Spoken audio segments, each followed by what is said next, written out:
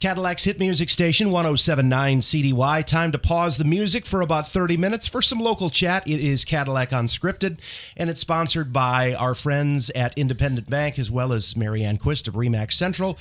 Katy Huckle, my co-host with me right now, and Katy has wrangled a special guest for this week who I've chatted with many times, and Amy went from the retail sector to the nonprofit sector. That's right. And this is Amy Gibbs, Executive Director of the Wexford Osceola Habitat for Humanity. Welcome, Amy. Thank you so much. I just really enjoy being here. I love what you guys do in the community for us all, and it's always great to talk to you too. Well, what's special about Amy, I think, because we've been friends for over 20 years, is she was always in the private sector, owned a business in town. She's an accountant, but she was always very involved in the nonprofit world as president of Rotary, very involved on the Oasis board of directors, and the list goes on and on and on about the things that Amy has done in the Cadillac community to help people.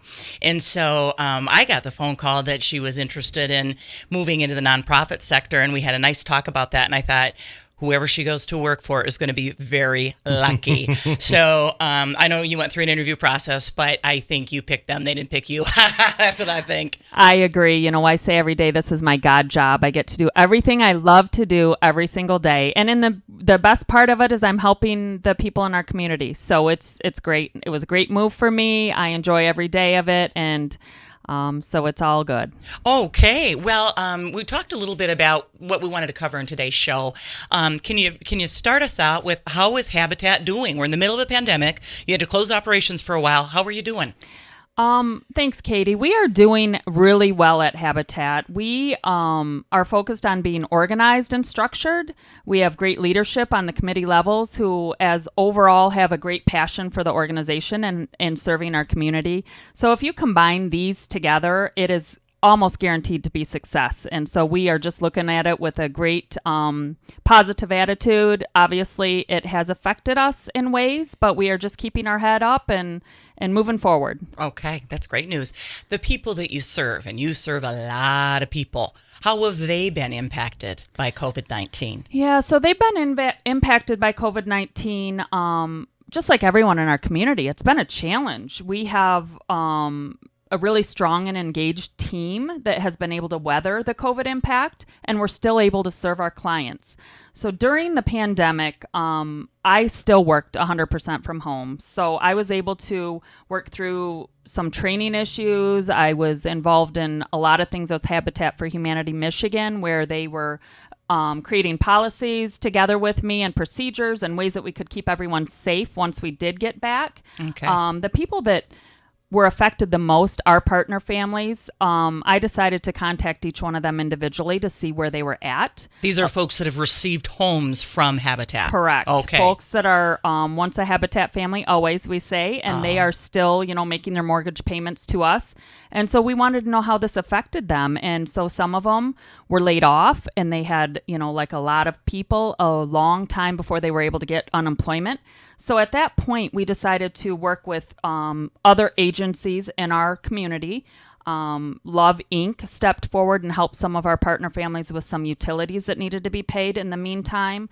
We had some mortgage that was paid. So we also decided to team up with Cadillac Senior Center, and through them we got connected with Harborview. So we had shopping days where every Monday we went to Harborview and picked up shopping lists for elderly and people that were not able to shop on their own. And so I've been shopping for those people, and Doreen Lance has been really helpful with that as well. What a collaboration. Wow. We had a huge collaboration. And, there's a food truck that Seventh-day Adventists got, and they had some extra food, so they called us. So I went and picked up boxes and took them to different members, partner families, and to other people in our area that needed food. So it's great to work together with other agencies, and we just love that we have such a great community to be able to do that in.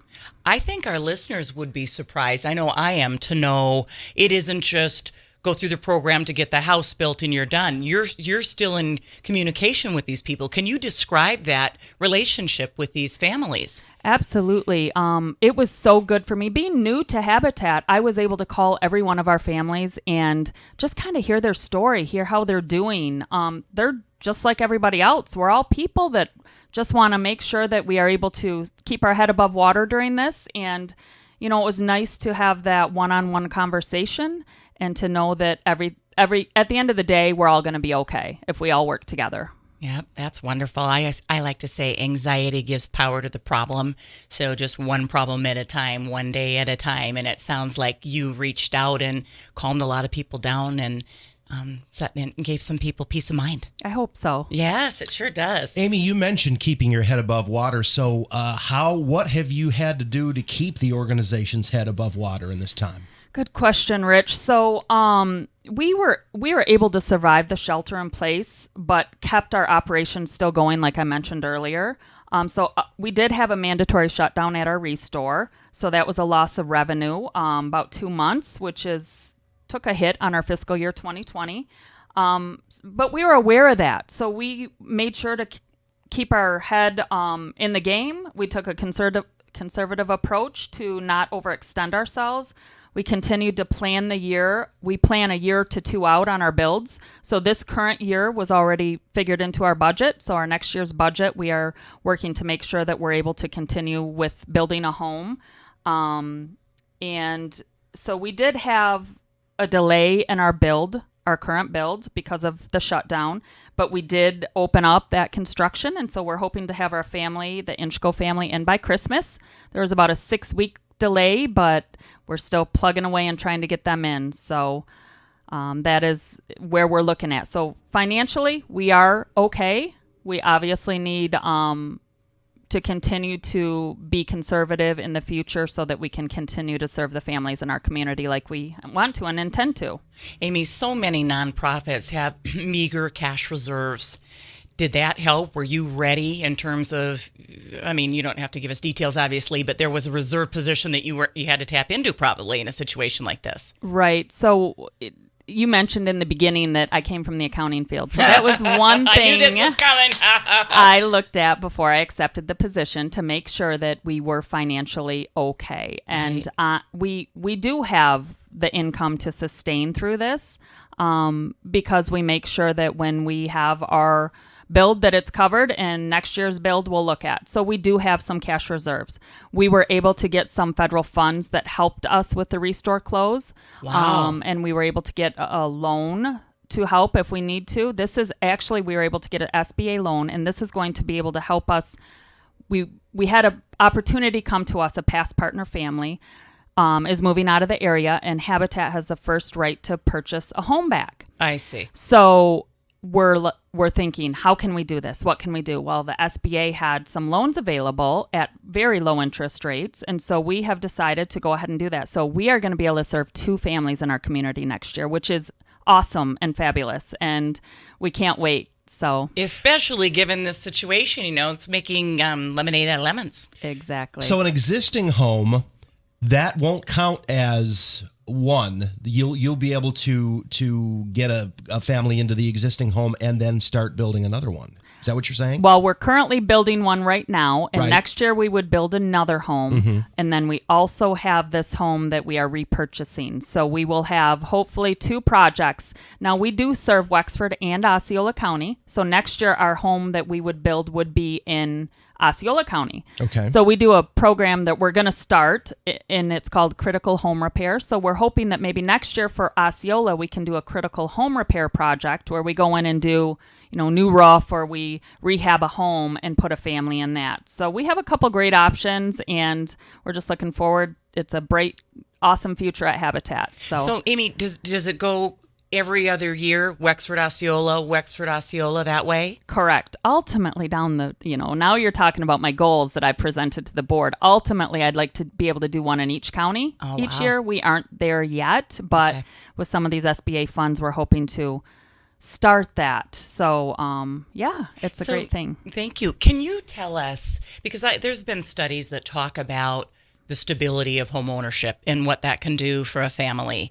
And that's sort of the basis of your foundation of what you're doing. Can you tell us what some of those things are, why it's so important to get people into home ownership? Right. So Habitat is not a hand out. We are a hand up. So Okay. all of our families go through about a year-long training of financial coaching.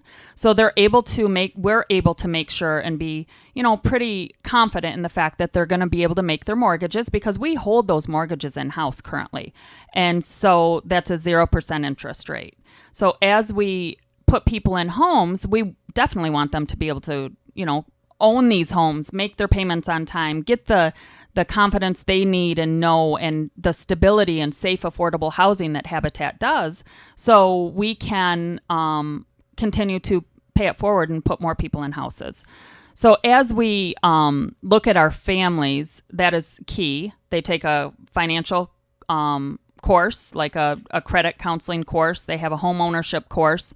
And so they are then picked based on them being able to complete those courses, and we have confidence in them that they'll be able to be successful homeowners.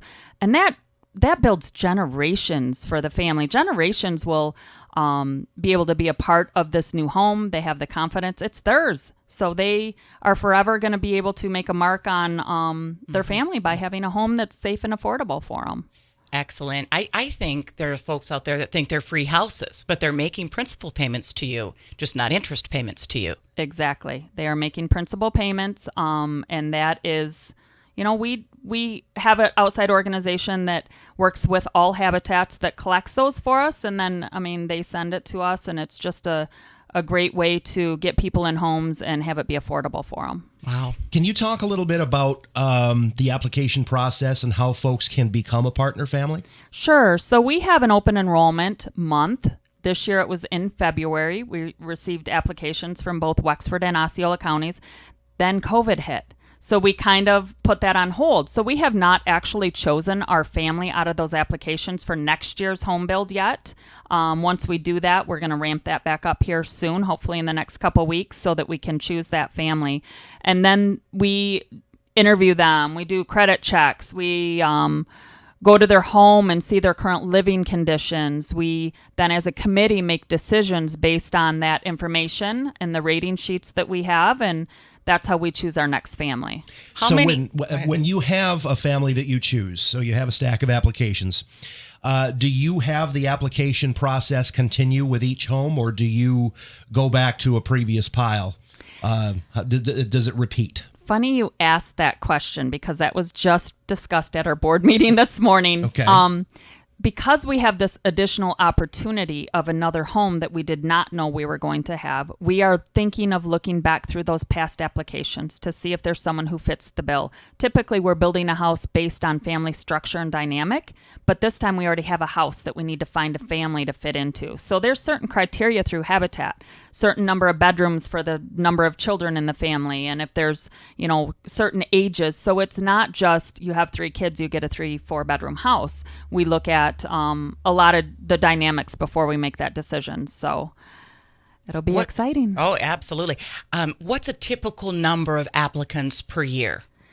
So I'm fairly new. I can only tell you typically, like last year, I think we had 10 in our open enrollment month. Okay. This year we had about 21 applications. And so those were for both counties, and we have an open house, and we go through any discussions people have. We help them fill out their application. So this is a together partnership project where we try and get them in the houses. We continue our conversation with Amy Gibbs, Executive Director of the Wexford Osceola Habitat for Humanity, in just a few moments. It's Cadillac Unscripted on 107.9 CDY. Buying a home is still the great American dream. And yes, it can be an intimidating process. But you can rest assured and have confidence when the professionals from RE/MAX Central are in your corner to guide you through it. Mary Ann Quist of RE/MAX Central has helped hundreds of home buyers in and around the Cadillac area navigate the process over the years, and she's ready to help you too. From start to finish, from finding a home to submitting an offer, to understanding the purchase agreement, to inspections, surveys, and appraisals, to the time when you finally sit down and sign those closing documents, Mary Ann will be there. When you're ready to buy, talk to Mary Ann Quist at RE/MAX Central. See her listings at teamquist.com. Time to head back to Cadillac Unscripted on 107.9 CDY, sponsored by Mary Ann Quist of Remax Central and Independent Bank, and we continue our conversation with Amy Gibbs, Executive Director of the Wexford Osceola Habitat for Humanity. So for folks that haven't been to Restore, I mean, Habitat's more than just building a house per year for the family. Tell us what else you do. Yeah, so we have a couple fundraisers a year. Our one continuous fundraiser that we do all year long is our Restore. We have a great, fabulous Restore manager, Ben Banks, there, and he is great at sorting, knowing what's going to sell, taking donations. We go and pick up donations from people, so we will schedule that through Ben. If you have any pickups, we do curbside pickup.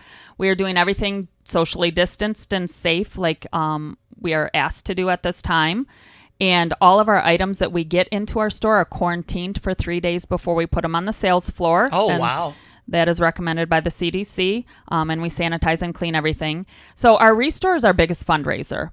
So please come donate, come shop. We say there's a new gem every day. I actually bought some stuff on my way out of the store today. So it's an occupational hazard. Yeah, don't tell my husband yet, but it'll be there when I get home. And so we also have a fundraiser called the Festival of Dreams in December. We currently still are slated to have that in person. Okay. We are looking at some different options that we may do if we have to, but we'd really love to have an in-person event December 5th at the Cadillac Grill. So please mark your calendars for that. This town needs an in-person event, Amy. We've had a drought, Rich. We sure do. We sure do. We're really looking forward to it. And then we also do a Power of Home campaign, which is in conjunction with Consumers Energy. And they give 50 cents to every dollar that we raise. And we currently right now are a little bit underwater in that. We need about $5,000 more to meet our goal. So we're halfway to our goal. But Consumers Energy is getting to the end of their commitment. So we need to do that in the next couple weeks. So if anyone's interested in that, go to our Facebook page and there's information on the Power of Home campaign. That would be super helpful. So does that mean if you raise $5,000, they give you $2,500? Correct. And if you don't raise $5,000, you get zero? Correct. Oh, boy. Yeah. That's a big out. Everybody, we want everybody to hear that, don't we, Rich? What's the website? Our Facebook page is wexfordhabitat.org, or you can look at it on our website at www.wexfordhabitat.org. Yes, we don't want to forfeit that money. Yes. No, not at all. Well, we wanted to talk about how can the community support Habitat for Humanity. So that's one way is let's get this consumers' money locked down by getting Amy and her organization to $5,000. But what else should we all be doing to support you and Habitat? Well, other opportunities that we love are volunteers. We could not do what we do without our volunteer base. So currently we are building a home, and it's in Cadillac over by the high school. And we have a great construction supervisor, Evan Stieg, who calls me and says, Amy, I need 2 volunteers on this day. This is what we're doing. Can you get them there? And we always feed you, and we always make sure that you have fun and you have lasting relationships. And it's just a great time. So if this is something they're going to be like tiling, or they're going to be throwing a hammer around, or exactly. We had a team come in from Res Life last weekend that we had a slab on the ground, and by the end of the day, we had all the walls up and roof trusses, and half of the roof was OSB boards. So it was an awesome day. Unbelievable. So you don't have to give monetarily to contribute. No way. Actually, all of it's important. Volunteers are the most important piece of any nonprofit organization. Mm-hmm. Any of them I've worked in, volunteers are always the key. So, Amy, if Rich and I come and, I mean, I don't know about you, but this is not my bailiwick. You mean handyman around the house? I can't fix anything. Are you kidding me? I know, so I'm saying, if we showed up, who's going to tell us how do people know what to do? This Evan tells you what to do? Evan will look at your skill set, ask you what you want to do, and he will give you a job, and he is awesome at it. So what would he say about our skill set, Rich? I don't know, but I'll tell you what Katy usually wears isn't conducive to laying tile down. Okay, what else should the community be doing? Stop it. What else should the community be doing? We also have volunteer opportunities in our store. So if that's something you'd rather do, come on down. We have donation intake. We have cleaning. We have displaying. We need to put stuff up on the shelves, and Ben is great with keeping you busy in the Restore as well. What goes fastest at the store, and what do you need most of? Oh, that's good. Great question. Our big ticket items are furniture and appliances. Those are the 2 items that we are always selling out of, and we always need. So if you have any of those items, please let us know. So Amy, let just give us let's say there was a table that I donated that I spent $400. What would it sell for? And now it's a little worn because it's been around the house, let's say. So you guys come and get it.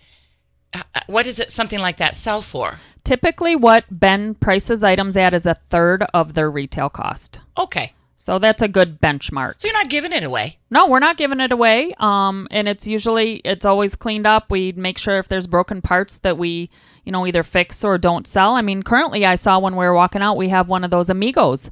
And Ben's like, the battery doesn't work. I'm going to buy a new battery and we're going to sell it. And it'll be a great tool for somebody that needs that. So Ben and Evan and Amy are the Trinity here. Yes, I mean, they get it done. We get it done, and we're a great team. And I have a great board support system, so it's all good. We all work for the common good of helping people. Your board members are very loyal. I've seen those folks in action, and they keep coming back for more, don't they? They do. They keep coming back for more. So I would imagine you probably encourage people to stop by the store relatively often because stock changes quite often, I'm sure. Yes, like I said earlier, it is a new store every day. That's what we call it. Restore our new store every day because there's new stuff. I mean, we have right now with all the COVID people being at home and then the shutdown, we have a record number of donations. Well, people didn't have anything to do, so they cleaned up. So it's a great problem to have, but we also are having a problem with storage. So if anyone out there knows of any storage units that they would be willing to let Habitat use that is maybe close to us, that'd be great. We try and keep it cleaned up outside, but there's constant people bringing stuff in, which is great, but that means we constantly are changing our inventory as well. So I love it that you'll bring the truck out to the house and pick stuff up. But I suspect that's also helpful to you so that you don't just have everyone and their dog popping in all the time with stuff, that you're controlling your intake a little bit that way. Do you have enough space for all this stuff? No. We're pretty full, but we will never say no. So we will find some way to store it or, find a home for it until we can get it out on the sales floor. So, Ben is talking about some creative ways to have like a week to go through what we have so he can get more stuff in there, but that's in his hands. I'm going to let him figure that out. So back to Amy, the person. It used to be you'd work your 9-to-5 job as, in management. And then you'd go and do all this volunteering or, in the middle of the workday, you'd have committee meetings. What does your work nonprofit life look like now? Because now it's meshed together with a nonprofit. Right. So it's meshed together. I still love to help other organizations. I'm still involved in Oasis with the Women's Luncheon, although this year we had to cancel it. I'm still involved with Healing Private Wounds, another great organization. So I still do those things, but I've had to change my participation a little bit. I don't want people to get confused because I am so involved in a lot of other nonprofits or had been more so in the past. So I'm trying to focus more on Habitat so that people can know that that's my true number one allegiance and love. But I do also love all these other organizations that are out there and will help. I'm a Rotarian, which is another great nonprofit organization. And I still do it. I still work more than 9 to 5 because I do it, You love what you do. Yeah, I love what I do. I'm answering emails and phone calls and whatever it takes to get the job done. I think people in the community would smile and be pleased to know that there are other executive directors that you meet with and you share best practices and you copy the homework. Can you tell us about, I don't know if that's a formal organization or is just something that you've put together? Well, we, before COVID, had a meeting with executive directors in town. There was quite a few new ones. Mike Kelso from the Y, Amber Hairline from Oasis has been there a little bit longer, but she's still fairly new. Myself and just some other nonprofit, New Hope. Chris Crawley at New Hope is also new. So we just had some MSU contacted us and said, we're looking to find out what works and what doesn't work and what executive directors need for nonprofits. Can we meet? So we met, and this was before COVID. Well, then COVID hit and we're like, oh, we need to keep meeting. This is a great tool for us to know what's going on in our community. So we still have a phone call every 2 weeks. And Excellent. I was on it yesterday, and it was just great. Salvation Army is on there as well, and a lot of other organizations, the Cadillac Area Community Foundation, just a lot of organizations that we all have the same mission. We all want to do good and better in Cadillac and our surrounding areas. So it's great to collaborate. So, Amy, on those calls, it could be even a discussion of, okay, we're going to do campaigning and fundraising during this time. And so, not everybody's doing an ask at the same time because you've all communicated with one another. Absolutely. And, United Way, Pat Goggin was on yesterday as well, and he was looking for, a good price on some masks. And one of us may have had some type of a avenue that he could use that he didn't know about. It's just we share, we give information, and we try and make sure that we can hit the biggest bang for our buck in our area. So wonderful. That's great, isn't it, Rich? It's nice to hear that there's not competition among the nonprofits, that you're all working together for the greater good. Absolutely. Well, and this thing about Amy grocery shopping for the senior citizens at Harbor View with Doreen, the lady that's running the Cadillac Area Community Foundation. I mean, these women, the grass doesn't grow under their feet. That's right. Yep. It's good stuff. What else do we need to know before we sign off today? Well, I just want to thank everybody for their continued support during COVID. It's been uncharted territory for most of us. All of us, we will get through this, and we will be stronger and more empowered at the end of the day. Absolutely. I think before we wrap up, we need to get your contact information out there one more time for folks who would like to donate monetarily or volunteer for you. Great. Thanks, Rich. So you can reach wexfordhabitat.org is our email, or our website, I'm sorry. My email is director@wexfordhabitat.org. Our phone number at the offices is 231-775-7561. The restore is 231-775-8661, and my cell is 231-468-1096. Contact at any of those places, and I will be sure to put you in the right direction. When she puts her personal cell phone number out there, she means business. Oh, she's in it to win it. Amy, thank you so much for everything that you're doing for Cadillac and everything that Habitat for Humanity is doing for Cadillac. Thank you, Rich and Katy. It's been a pleasure. You are welcome, and you've been listening to Cadillac Unscripted on 107.9 CDY, sponsored by Independent Bank and Mary Ann Quist of Remax Central. Join us next week, same time, same station, for another 30 minutes of local chat on Cadillac Unscripted, 107.9 CDY.